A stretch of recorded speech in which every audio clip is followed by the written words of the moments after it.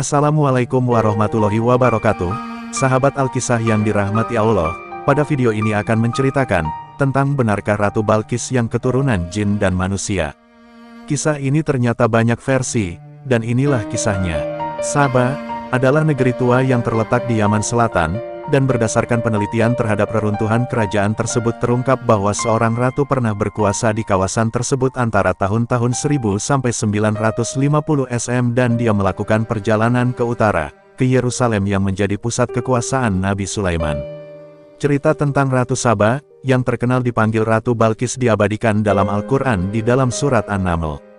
Menurut informasi burung hudud, negeri Saba dipimpin oleh seorang wanita bernama Balqis yang dianugerahi segala macam sesuatu, memiliki singgasana yang sangat besar, memiliki kekuatan perang yang tangguh, dan kekuatan politik serta ekonomi yang kuat. Berbicara tentang Ratu Balqis akan memunculkan pertanyaan, siapa nama penguasa Saba tersebut dan siapa orang tua Ratu Balqis? At-Tabari dalam kitab tarikhnya dan Jawad Ali dalam Al-Mufassal fi Tarikh Al-Arab Qabla Al-Islam menjelaskan, nama asli penguasa tersebut bernama Balqis atau Balqomah.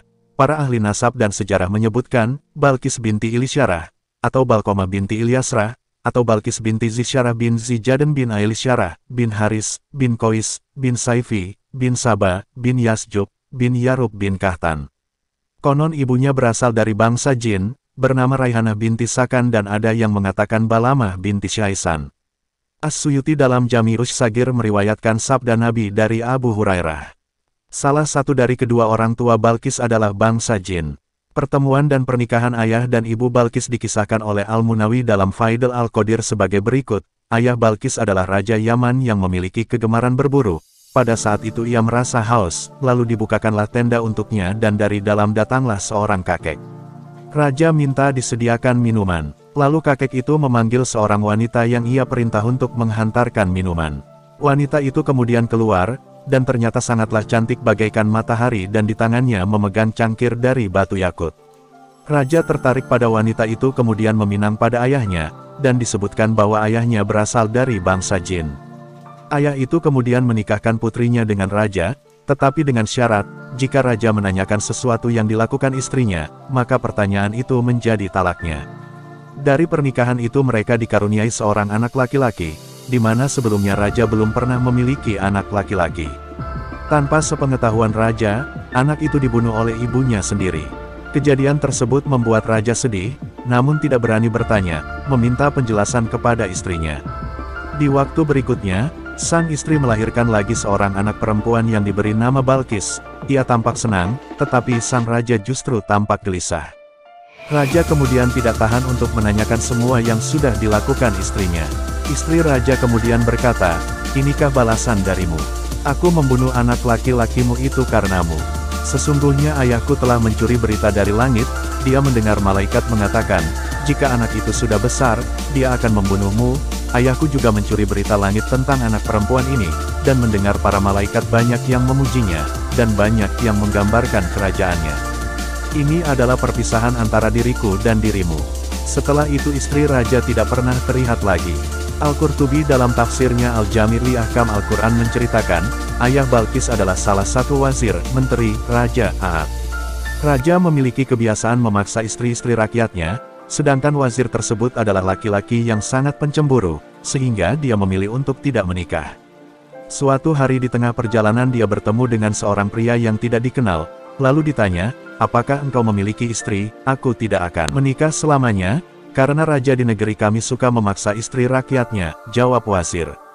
Pria itu kemudian menimpali, "Jika engkau mau menikahi putriku, maka selamanya raja tidak akan bisa memaksanya." Wazir menjawab, "Tetap saja akan dipaksa." Pria itu menjelaskan, "Sesungguhnya kami adalah bangsa jin, di mana raja tidak akan mampu memaksa kami." Akhirnya wazir menikahi putri dari pria itu dan dikaruniai anak yang bernama Balqis. Ibnu Adil dalam tafsir Al-Lubab juga bercerita, ayah Balqis adalah Syarahil yang menjadi raja Yaman dari keturunan Yarub bin Kahtan. Dia adalah seorang raja agung.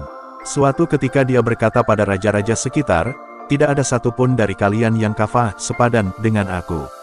Sehingga dia tidak mau menikah dengan putri para raja tersebut. Akhirnya dia dinikahkan dengan wanita bangsa jin yang bernama Raihanah binti Sakan, Kemudian terlahirlah Balkis, dan dia tidak memiliki anak selain Balkis.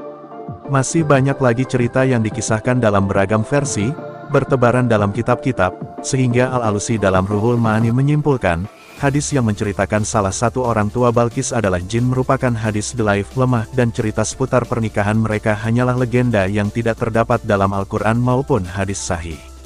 As-Syankiti dalam Atwaul Bayan juga menyimpulkan, secara lahiriah hadis tentang orang tua Balkis adalah hadis dhaif, begitu pula Atsar yang mengisahkan sejarah mereka berdua tidak memiliki dasar yang bisa dipercaya.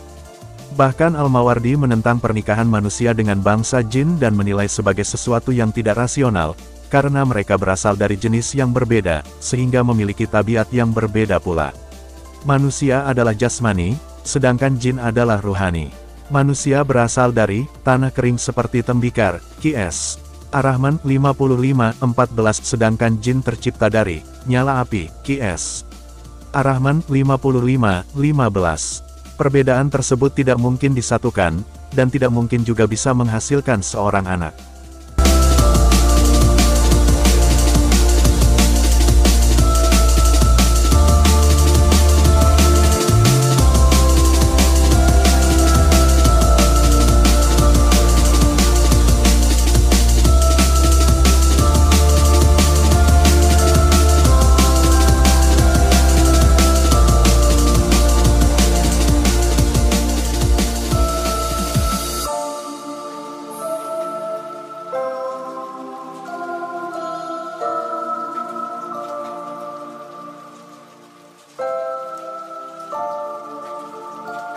Baik, sahabat Alkisah, itulah kisah tentang Ratu Balkis. Semoga bermanfaat.